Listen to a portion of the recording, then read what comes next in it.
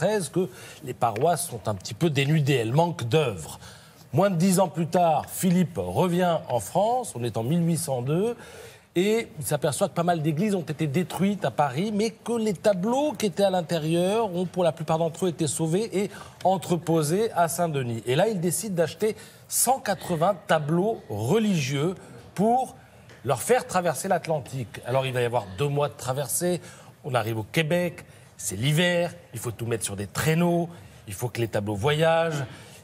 Bon, c'est compliqué, mais il arrive à faire venir ces tableaux. Et alors, quand ils arrivent dans un état un peu défraîchi pour certains d'entre eux, on demande à des copistes locaux de copier les tableaux. Et c'est ainsi que les églises québécoises, en quelque sorte, vont être habillées de tableaux français ou inspirés de ce qu'on pouvait trouver en France. Alors, ces tableaux ont aussi révolutionné le Québec d'une certaine manière dans la manière de vivre. C'est-à-dire qu'une fois qu'ils étaient dans les églises, il a fallu chauffer les églises. Sinon, ils s'abîmaient. Le problème, c'est qu'on n'avait pas l'habitude. Donc, il y a eu des incendies. Et puis, il y a eu des vols de tableaux. Bref, sur les 180 tableaux rapportés par les frères Desjardins, il en reste 100.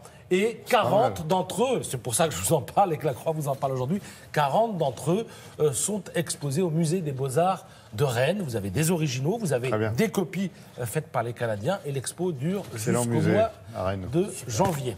Fin janvier. Ouais. Alors, sur le front des enchères, maintenant, un chiffre, 505 000 €. C'est la cote atteinte par ce dessin à l'encre de Chine et aquarelle représentant Tintin et Milou, tous deux escortés par un majordome. C'est évidemment un dessin d'Hergé. Il a été réalisé pour la publication du Sceptre d'Autocar et il avait fait la couverture du Petit 20e, le fameux journal, en 1939. Donc, pas étonnant le prix. Alors, toujours des enchères avec les héritiers de Camille Claudel qui vont se mettre un peu d'argent dans la poche, parce qu'il y a 20 pièces qui vont être mises aux enchères lundi prochain chez Art Curial. On peut d'ailleurs visiter, il y a une expo, on peut la visiter, parce que même si vous achetez pas, vous pouvez aller jeter un œil. Alors, il y aura des statuettes, des terres cuites, des plâtres, des bronzes, et notamment, la pièce la plus importante que vous voyez sur cette page, c'est l'abandon. Il en existe 18 dans la nature, et le dernier à avoir été vendu avait atteint 850 000 €. Donc, les enchères, là aussi, pourraient monter.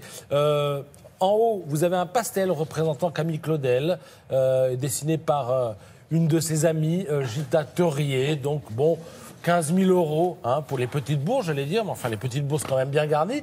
Et en bas à droite, l'homme penché, estimé à entre 60 et 80 000 €. Alors, Camille Claudel, c'est aussi un musée à Nogent-sur-Seine, dans le département de l'Aube.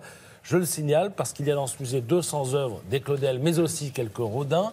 Et ce musée a ouvert ses portes en mars dernier et depuis, il cartonne 50 000 visiteurs depuis mars dernier. D'ailleurs, il y a un restaurateur qui témoigne ce matin dans le Parisien pour dire « Moi, ma clientèle, selon Géo, c'est plus 40 à plus 65 %. Donc la culture fait vendre, il fallait le signaler.